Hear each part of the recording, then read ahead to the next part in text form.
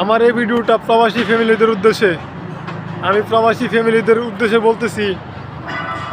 আপনারা হয়তো মনে করেন যে প্রবাসীর মাটিতে সফলতা অর্জন করতে পারে।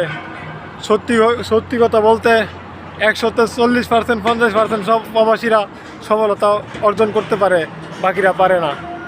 আপনারা প্রবাসীদের বৌদের উপর অত্যাচার করেন, জুলুম করেন, পরের মেয়েদের উপরে অত্যাচার নির্যাতন করেন, মিথ্যা অপবাদ দেন, এগুলো বন্ধ করেন।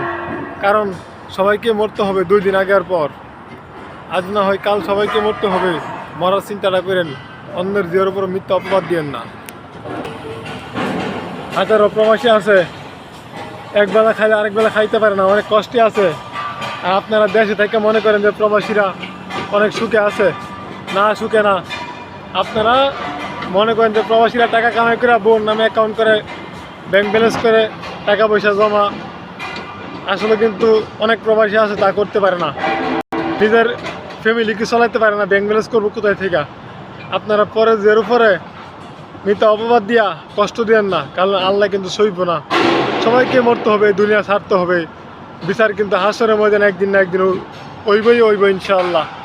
তাই আমি বলি আপনারা সাবধান, নিজের পেটের জিয়ের মতো দেখেন, আপনাদের ছেলের বউদেরকে নিজের পেটের জিয়ের মতো দেখেন। পরে জীবইলা অপমান করবেন, অপদস্থ করবেন, সেগুলো করেন না। বিচার কিন্তু হবে হাসরের ময়দানে।